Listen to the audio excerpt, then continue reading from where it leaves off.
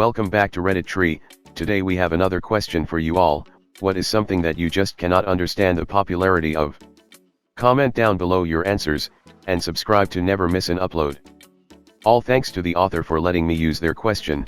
Check out the original post by clicking the topmost link. First answer. Yeah, there have only been about 1,000 television evangelists who have been busted for fraud of some kind. What I find even more unbelievable is how damn gullible their congregations are. Were all of these people hit in the head with the stupid stick? Holy sh*t.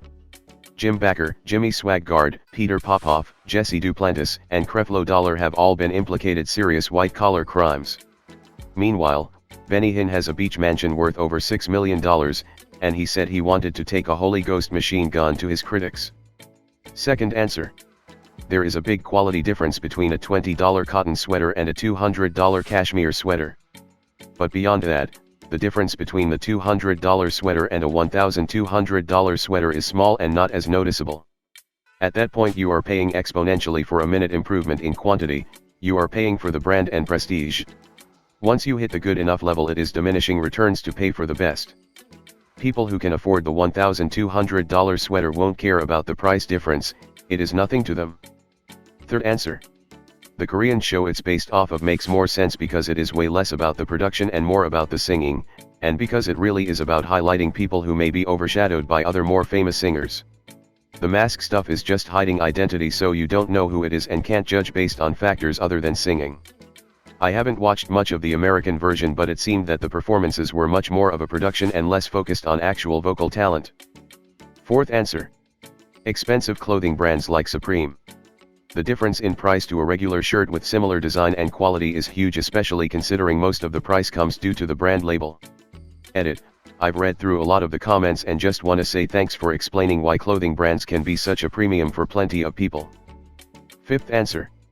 I'm mostly a metalhead. I like some rap. I like even less country, but still some. I can't get my head around country rap. My brother goes bananas for it and it's awful to me.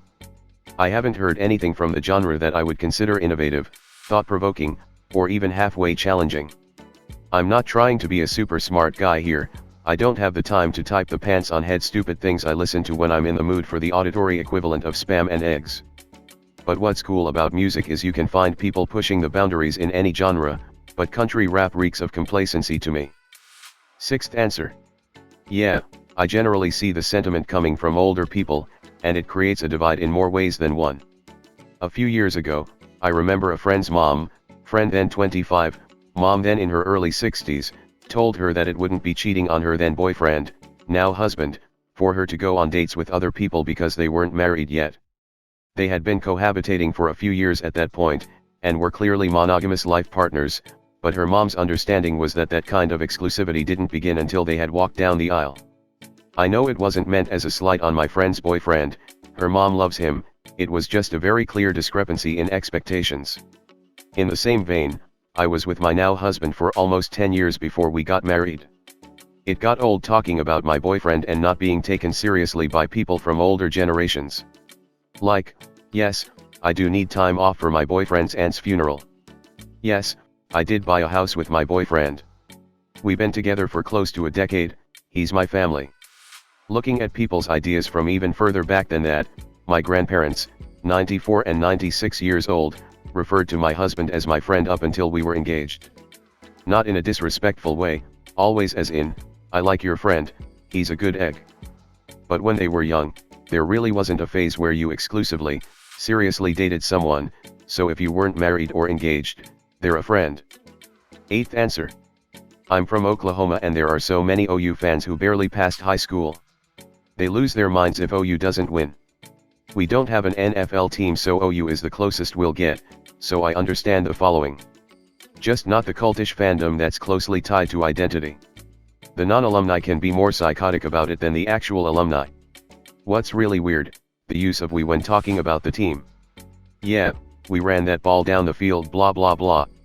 Joe Bob, you never even went to OU and you still live in the small town where you barely graduated high school. Ninth answer. I'm American. The overwhelming cult of personality that develops around presidents and presidential candidates. That goes for ultra mega Trump supporters, Bernie Brothers, whatever.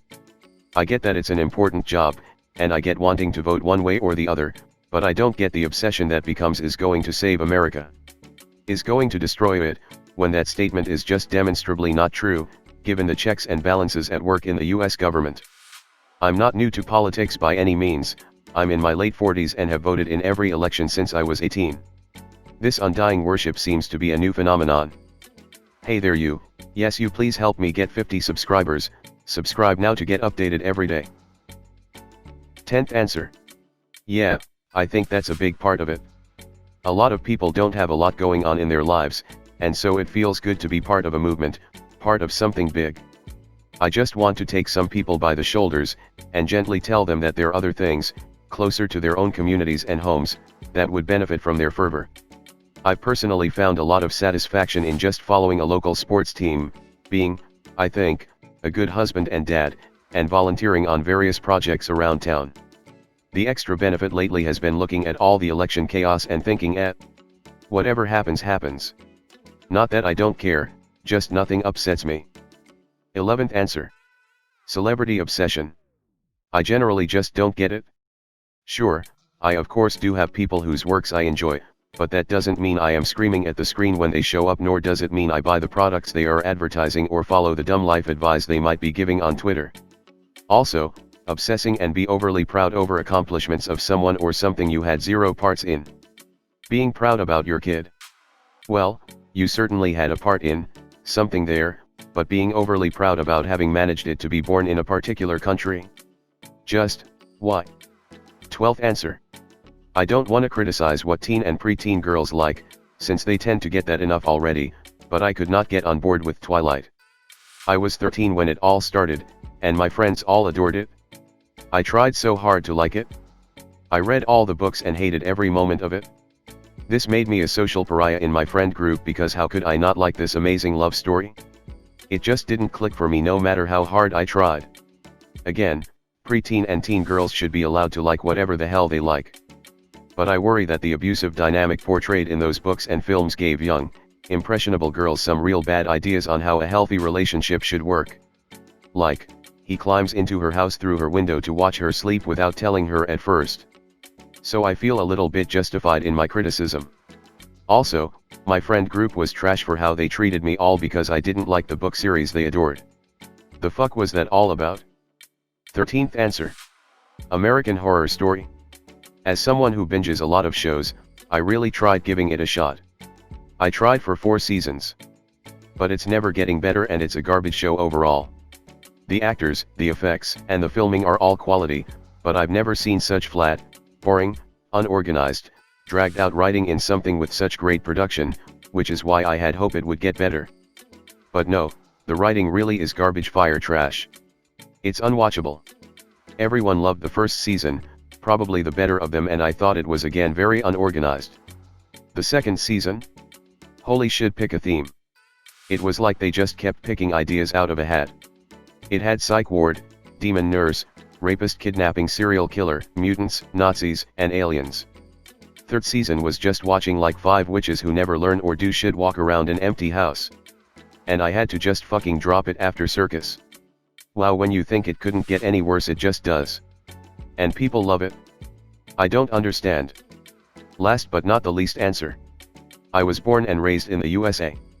I never understood people's, mainly and adults' obsession with professional sports. I have been to baseball games, football, hockey, basketball, etc. and had a great time. Beyond that, I never had any interest with professional sports.